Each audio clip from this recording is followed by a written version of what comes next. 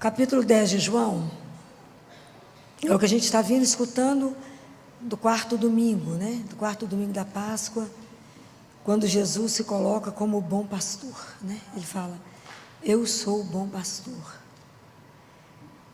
Quando eu pensei sobre isso, eu quero colocar 3 pontos aqui que ele falou, porque a gente precisa, quando escuta a palavra de Deus, é preciso que eu me coloque diante dela e pergunte, o que significa para mim escutar, eu sou o bom pastor?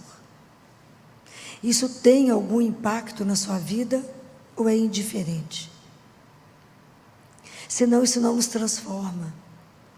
Porque escutar Jesus falar, eu sou o bom pastor. E se você ler o Salmo 23, se você ler o Salmo 139, vai falar, Ele me conhece. Eu sou o bom pastor e nada, por isso nada me faltará. Isso é um salto de confiança absurdo. Então isso não pode ser uma frase que eu falo, mas que não tem impacto na minha vida, compreendem? Tudo que eu desejo quando eu venho aqui trazer essas reflexões para vocês, é para que vocês vivam a Bíblia, a palavra de Deus, diante da verdade, diante de um Deus vivo. Essa é a grande diferença. Uma coisa é ouvir, outra coisa é eu viver isto. No meio de um tormento, no meio de uma dificuldade, a hora que a vida bate, a hora que parece que está tudo indo ao contrário, você fala, o Senhor é o meu pastor. E por isso nada vai me faltar. Você não tem nada para segurar. É isso. Nada. O Senhor é meu pastor. Vocês conhecem a história do frei, do padre que tomava conta de um orfanato, e aí a cozinheira chegou perto dele e falou, padre, não tem feijão para os meninos. Ele falou, vamos rezar. E a resposta dela foi, e desde quando rezar põe comida na mesa? Sorte que ele não escutou ela, né? Então ele foi para o Santíssimo e falou com Jesus, não tem feijão. Passou alguns minutos, toca o sino à porta do lugar onde eles estavam, lá do orfanato, e falou, eu sou um agricultor, eu não sei bem se vocês estão precisando, mas o Senhor falou comigo que vocês precisavam de uma coisa, e eu não sei se eu estou certo, se eu entendi direito, mas eu trouxe uns sacos de feijão. É assim, Ele escuta. Então, experimentar, quando eu falo isso para vocês, experimentar essa frase, o Senhor é o meu pastor, e nada pode me faltar. Dar esse salto de confiança absurdo, de abandono. Isso é se abandonar. Em quem? Nele. Não estou me abandonando no nada. Não estou me abandonando naquilo que eu não conheço. Estou me julgando nas mãos do meu Senhor, do meu Salvador. Aí ele fala, eu vim para que tenham a vida, e a vida em abundância. Está no versículo 10. E às vezes a gente não compreende muito bem, porque a gente confunde vida com subsistência. E a gente acha que vida é correr por dinheiro, para comer, para vestir, para pagar as contas. Não é essa vida que ele está falando. É a vida em maiúsculo. Deus nos convidou para a vida. E a gente não tem dimensão. A gente coloca Deus dentro do nosso ateliê pequenininho, como se ele tivesse que entrar ali. A vida. Imagina quando a gente não tem essa dimensão, a gente não acredita nisso, né? Que antes da gente ser criado, a gente foi sonhado por Ele. A gente foi desejado por Ele para viver eternamente. Isso é uma coisa louca. Então a construção da nossa vida, a vida nossa é uma profissão de fé na esperança. Porque Jesus, quando Ele fala em Mateus 6, 24 a 34, Ele fala assim, não vos preocupeis com o dia de amanhã. E Ele fala assim, olhai as aves do céu. Ah, mas eu estou de olho aberto. olha, abre os olhos e veja. Veja aquilo que não está sendo visto ainda. Fico lembrando de Padre Pio.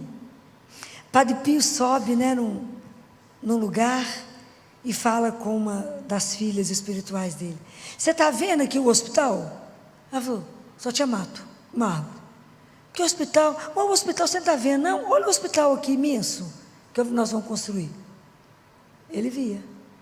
Pergunta se o hospital não está lá, maravilhoso. Mas você não está vendo? Olha aqui. Mas será que nós não estamos conseguindo ver além? Será que a gente não consegue ver que não é essa vida que a gente corre atrás o dia inteiro, numa loucura para construir tanta coisa, para montar tanta coisa, para se apegar a tanta coisa, que não vamos levar nada, né? Que a gente chama de vida, que depois que está abastecido, a gente fala, agora eu posso descansar. Em quê? A gente fica na ilusão que a gente controla a nossa vida e fala, a minha vida vai ser assim, a minha vida vai ter que ser assim. Ontem me perguntaram assim, doutora Filó, qual que é a técnica para ter menina? Eu falei, eu nunca soube disso não. Ó, reza, né? Fala com Jesus, eu tenho um desejo de ser pai de menina. Fala com ele, se ele estiver de acordo, manda. Qual que é a técnica? Então, a gente fica querendo soluções e segurar, achar que a gente tem o controle 360 graus, isso é ilusão. Nós não temos controle de nada. A gente acha que tem. Então, quando ele fala, eu chamo vocês para a vida, abra os olhos e aprenda a viver a mística dos olhos abertos, para você ver Deus que chega em todo momento, através dos sentidos. Deus não abre, não bate na porta que a gente não tem. Deus somente bate na porta que a gente pode abrir. Guardem isso. Não está escrito em Apocalipse? Eis que estou à porta e bato. Se você abrir, eu vou entrar. E nós vamos cear e vamos ser amigos. Deus não bate na porta que nós não temos. Ele bate na porta que eu posso abrir. Às vezes é pelos meus olhos que eu vou vê-lo. Às vezes é pelo meu ouvir. Às vezes é pelo meu tato. Às vezes é pelo cheiro de Deus. Às vezes é pelo paladar. Às vezes eu vou degustar Deus. Deus entra pelos sentidos. É a mística dos olhos abertos, que a gente tem que estar atento. Tem que estar atento para o agora. Agora que Deus vem. É agora que Ele me procura. É agora que a vida acontece. Porque eu só tenho agora. E isso é maravilhoso. O que Deus falou para Abraão? Lembra? Falou, Abraão, olha para o céu e conte as estrelas, se você for capaz. Então lembra disso. Nós somos da descendência de Abraão. Nós fomos feitos para olhar para o céu e não para ficar olhando para o cadastro do sapato. Deus não nos quer olhando para baixo. Levanta a cabeça. Nós temos um Pai. Fomos feitos para coisas tão maiores. E às vezes a gente quer reduzir Deus a tão pouquinho. A vida é isso, é esse abandono. Confia que nós temos algo para além, para muito além daquela porta. A nossa vida vai muito além da morte. Como diz Jesus, eu espero que vocês pensem com alegria na morte, porque quando vocês abrirem a porta, eu vou estar do outro lado. Faz Jesus, aqui não tem ninguém com alegria pensando nessa história do Senhor, não. E fala, morrer assim é como tirar o sapato.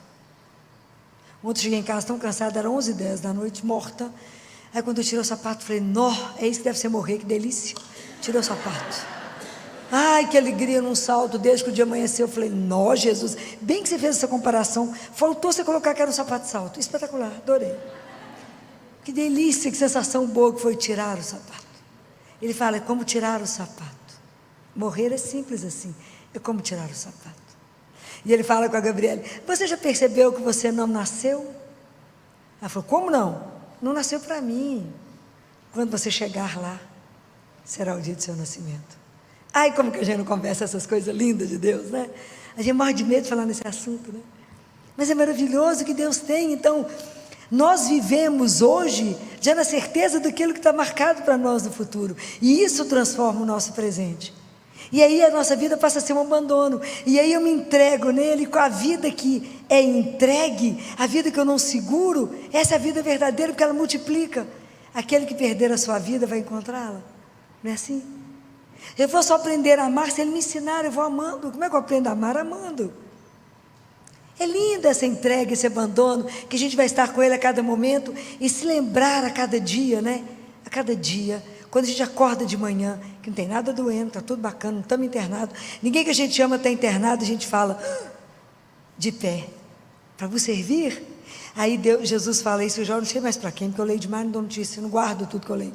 E ele fala, já imaginou que honra é poder falar à sua disposição para me servir?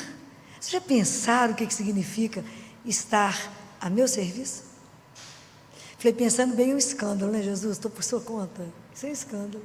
Então, lembrem dessas coisas de manhã. Entregue a vida de vocês para que a vida valha. Não reduza a vida somente na conta bancária. Não reduza só nos que vocês vão ter. Mas reduza, chame a vida de vocês e coloque a vida para o que ela foi chamada a ser. Lembre que não fomos feitos para consumir, mas para consumar. E o mundo nos quer nos colocar para consumir o dia inteiro. Vide celular, que os meninos só querem consumir. Pensem nessas coisas, né? E aí Jesus fala assim, eu sou o bom pastor, eu conheço as minhas ovelhas, e as minhas ovelhas me conhecem. Verdade ou mentira?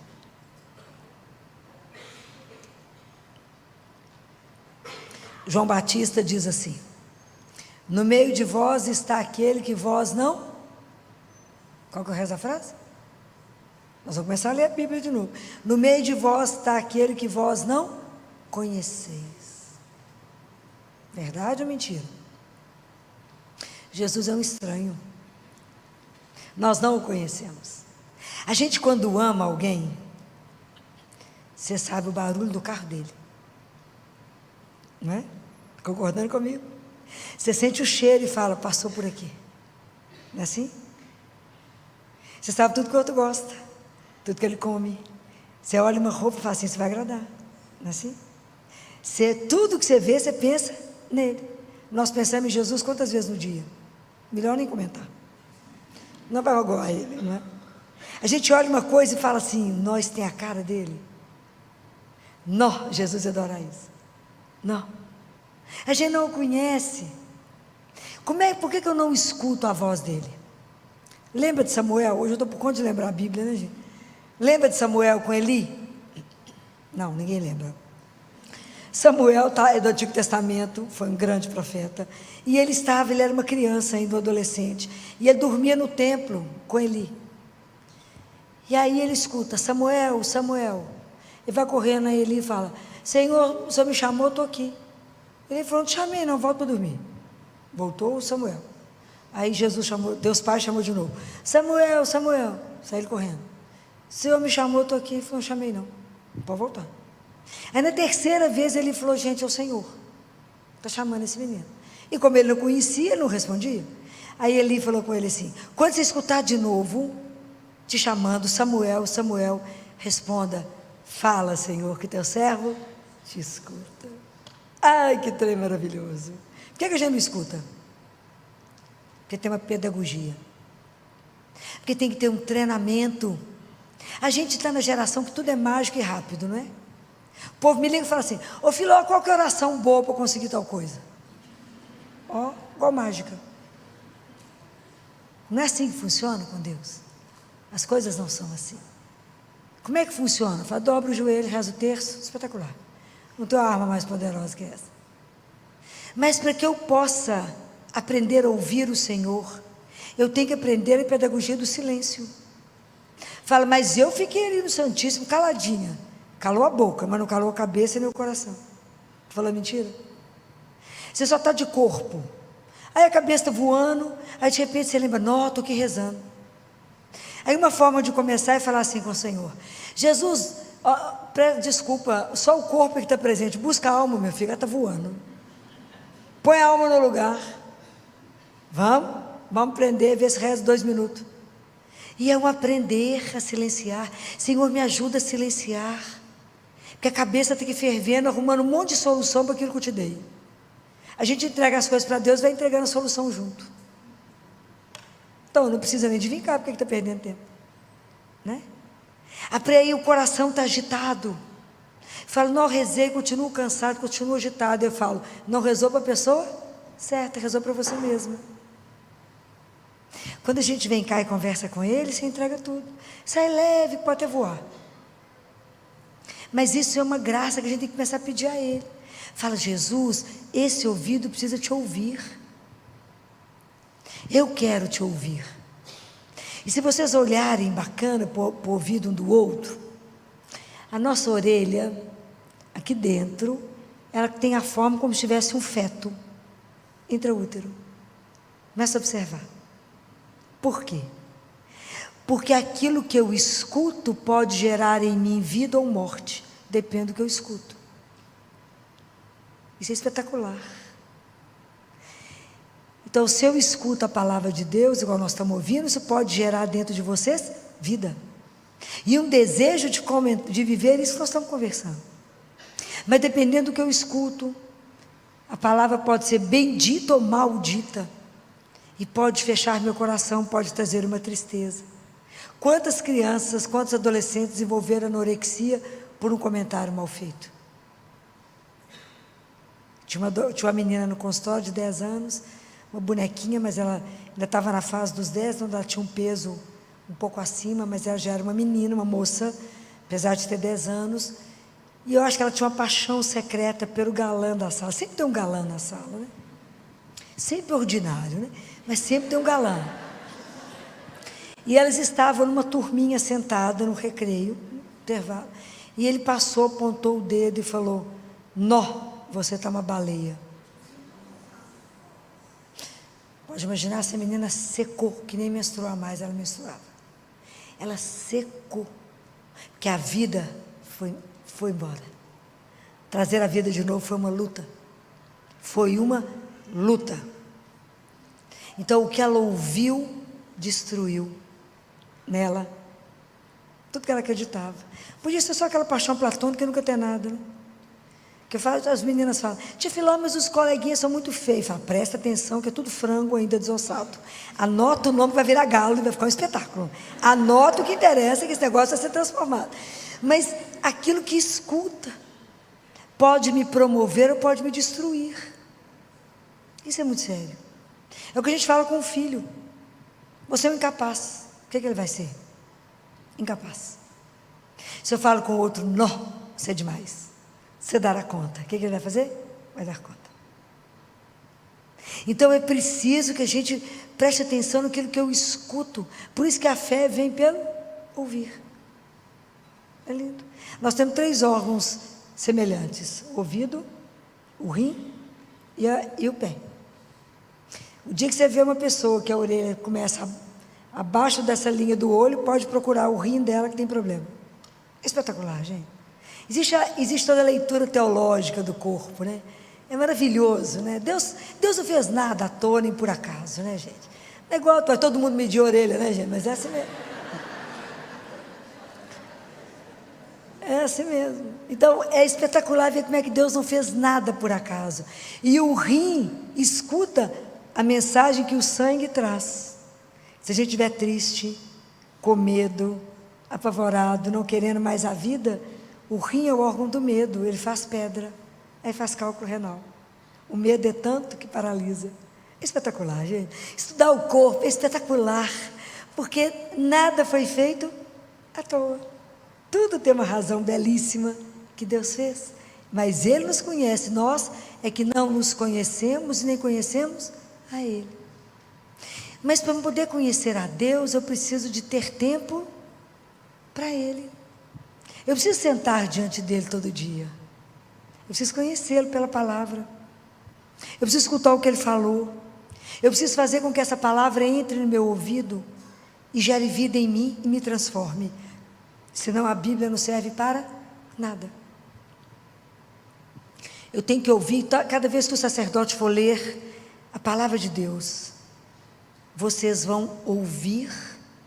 Na hora que ele começar a falar, proclamação do Evangelho, chama o Espírito Santo e fala com ele, abra meu ouvido, abra o ouvido do meu coração, e faça com que eu entenda essa palavra, e que ela gere em mim vida, porque eu quero vivê-la, eu quero ser transformada por essa palavra. É assim, não tem mágica, tem investimento, ok? Então é preciso pedir a Jesus: Senhor, eu não te conheço, eu não consigo te ouvir, por isso que eu tomo tanta decisão errada, porque eu não paro, eu acho que sou dono de tudo, que sei as coisas. Pois eu digo para vocês que o menor detalhe a gente pergunta para Ele, senão a gente vai fazer a opção errada, porque a gente não conhece nada, e tudo nos engana, a vida nos engana, as aparências nos enganam, mas Deus não, Deus vê o coração. Então tudo a gente fala com Ele, fala: eu posso fazer isso? O Senhor está de acordo? O Senhor, quando me gerou, quis isso? É assim, a vida fica tão mais leve, tão mais leve. Santa Faustina conta que um dia, quando ela foi entrar na capela, a hora que ela entrou, de repente tudo ficou tão leve, que ela falou: uai, mas está tudo tão leve, o que está diferente na capela? E que ela escutou Jesus falando assim no ouvido dela. Pode imaginar, gente? Eu ia morrer, né? Falando assim: reze assim, Faustina, ensina ela a rezar o terço da misericórdia. Presta atenção. Ele dita aquilo para ela, e ela vai repetindo aquilo que ele fala. Isso é uma coisa de louco. Então o que eu estou querendo dizer para vocês é que quando aonde ele chega, tudo se transforma. Então aquilo que está pesado na nossa vida, nos transforma, porque tem que ser transformado por Ele. E quando eu penso que Ele nos conhece, Deus é tão gentil, Jesus é tão doce, que para cada um de nós, Ele sabe como que Ele nos chama, porque Ele conhece cada um de nós do jeito que nós somos. Ele não nos chama de uma forma igual, porque nós não somos iguais. Para cada um Ele fez de um jeito.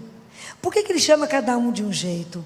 Porque para cada um Ele quer fazer uma aliança de amor eterno, mas para cada um vai chegar de um jeito. Olha como que nos respeita. Para e pensa em quantos lugares o Senhor foi atrás de você. Quantas vezes Ele largou as 99 e viu que você tinha fugido e foi atrás de você. Em quantos descaminhos Ele te pegou. Quantas vezes Ele não permitiu que você morresse. Quantas vezes Ele salvou a sua vida. Quantas vezes a sua opção ia te levar para a morte, Ele foi lá e falou: você é minha, você custou o meu sangue. Em quantos caminhos Ele foi atrás de nós. Quantas vezes o Senhor assentou do seu lado e te esperou ter força para andar. Quantas vezes Ele esperou você chorar e enxugou suas lágrimas, e você não viu. Quantas vezes. E quantas vezes Ele continua insistindo com você. E quantas vezes Ele tem batido na porta do seu coração e falado: abre. Quantas vezes o Senhor nos buscou e continua nos buscando. Então uma das maiores alegrias da minha vida que eu falo com Ele é: obrigado por não ter desistido de mim. Obrigado por ter insistido comigo. Aquilo que Santo Agostinho fala: tarde te amei, beleza, tarde te amei. O Senhor estava em mim, eu não estava no Senhor, mas o Senhor venceu a minha surdez. O Senhor venceu a minha surdez. Então a gente com Deus tem um monólogo de surdo, né? Ele fala, eu não escuto, Ele fala, é por isso mesmo. Precisamos quebrar isso, falar: Senhor, eu sou a sua ovelha, eu quero te conhecer, eu quero ser sua, eu quero viver a vida que o Senhor sonhou, eu quero viver a vida maiúscula, essa vida em abundância. Eu não quero te reduzir nesses sonhos meus tão pequenos. Eu quero, de verdade, ter esse salto de confiança, entender: o Senhor é o meu pastor. E aqui, como em Ezequiel 34, risca isso, que isso é belíssimo. Ele fala: sou eu que vou buscar cada um e vou dar repouso. Às vezes, quantos de nós estamos exaustos, cansados, batendo na mesma tecla, insistindo em coisas que não estão nos levando a lugar nenhum. E Ele fala: eu vou buscar aquela que estiver perdida, eu vou reconduzir a que estiver desgarrada, e vou restaurar a que estiver abatida. Não existe um Deus como esse. E Ele nos restaura quantas vezes? Quantas vezes a gente chega aqui destruída, sai completamente transformado. Quem fez isso? O amor dele. Porque nos ama, faz a gente de novo. Fala, tadinha, ela está acabada hoje. Vou dar um jeito nela. Vou soprar nela de novo. Vou devolver a vida a ela. Vou falar com ela: vem cá descansar em mim, porque meu fardo é suave. Vem cá. Vem cá que eu te restauro. Está preocupada com o quê? Cansando por quê? Entrega para mim seu problema, eu tenho a solução. Por que você está preocupada com isso? Não preocupe. Eu tenho a solução. Isso é escandaloso. Um Deus desse é escandaloso. Então, quando eu perguntei para vocês, né? E ele fala que aquela que estiver gorda e vigorosa, que ele vai guardá-la. Ele fala: guardá-la-ei. Ele carrega, aquela imagem dele carregando a humanidade, representada por uma ovelha nas costas, é o que ele veio fazer. Ele veio aqui para nos buscar para a casa do Pai. Imagina que coisa maravilhosa, veio buscar cada um. Não tem um mais importante do que o outro, cada um de nós é loucamente amado por Ele. E aí, quando eu falo com vocês isso, quando eu perguntei: o Senhor, eu sou o bom pastor. E isso tem que fazer a gente tremer. Saber que eu caminho diante de um Deus que é vivo. Então, como eu gostaria que vocês, diante dessa frase, abrissem os olhos para perceber que nós estamos diante de Deus. A gente não precisa vê-lo, o importante é que Ele nos veja. Como eu gostaria que vocês sentissem o cheiro dEle do lado de vocês. Como vocês pudessem degustar da presença dEle. Como vocês pudessem se enamorar da presença dEle. E falar: Ele é o meu pastor, então descansem nele. Aquele que é cristão não podemos viver atordoado, desorientado, com medo de tudo, pois nós temos o pastor que nos guarda. Ele fala: ninguém pode tirar vocês da minha mão. Ó, que escândalo. Isso é um descanso. Ninguém te tira da minha mão. Então o que pode nos amedrontar? Nada. Nós temos o Senhor. Então o cristão é aquele que tem que ter coragem. Nós não podemos ficar, nós temos que ter coragem de quando Deus, sabe quando o barco está agarrado, lá atracado, na beira lá do cais? Nós temos que ter a audácia de falar com o Senhor: solta o barco. O mar é Deus, né? Solta o barco e deixa eu navegar. Não me deixa presa nas coisas. Igual a semente que a gente que para poder frutificar tem que ter alguém com a mão, com a semente, que joga ela longe. Mas nós não podemos, como Jesus diz na palavra: eu plantei, todo dia eu vou lá, tiro para ver se está brotando, eu não vou matá-la. Nós temos que ter paciência nessa relação com o Senhor. Eu, todo dia eu falo: Jesus, sou sua. O Senhor faça de mim aquilo que o Senhor quiser. Até a forma que for melhor para o Senhor. Entrega. Fala: vem, Senhor, vem cuidar de mim. Vem colocar minha vida no trilho. Se eu sair do lugar, me coloque ali. Porque eu quero viver essa intimidade, eu quero ser sua ovelha. De preferência carregado no colo. De preferência. Que o Senhor me carregue, me guarde. Então eu posso descansar. Porque eu posso repousar, porque eu estou diante de quem vela pela minha vida, pelo meu sono. Isso é escandaloso. Tem gente que não dorme porque tem medo da noite. Nós precisamos aprender a descansar nele e falar: eu vou dormir porque aquele que toma conta de mim, que me ama, não dorme. Ele vela pelo meu sono. Então eu espero que o bom pastor, cada vez que vocês escutarem isso, que isso faça vocês tremer no coração. E eu quero terminar com uma oração de Santo Ambrósio. Esses santos de Deus realmente foram escandalosos, né? E Santo Ambrósio faz uma oração belíssima, que eu quero terminar com ela. E ele reza assim: venha então, Senhor Jesus, procura o teu servo, busca a tua ovelha enfraquecida. Vem, pastor, procura como José procurava as ovelhas. Andava por aí errante a tua ovelha, enquanto tu tardavas, enquanto te entretias pelos montes. Deixa de lado as tuas 99 ovelhas e vem procurar aquela que saiu por aí vagando. Vem sem cães, vem sem rudes empregados, vem sem um mercenário que não sabe passar através da porta. Vem sem ajudantes, sem intermediários, pois já faz tempo que estou esperando tua vinda. Sei que vens vindo, se é verdade que não esqueci os teus mandamentos. Vem, mas sem bastão. Vem, contudo, com amor e atitude de clemência. Vem assim, Senhor, o bom pastor, para converter-nos e renovar-nos. Amém. Que assim seja.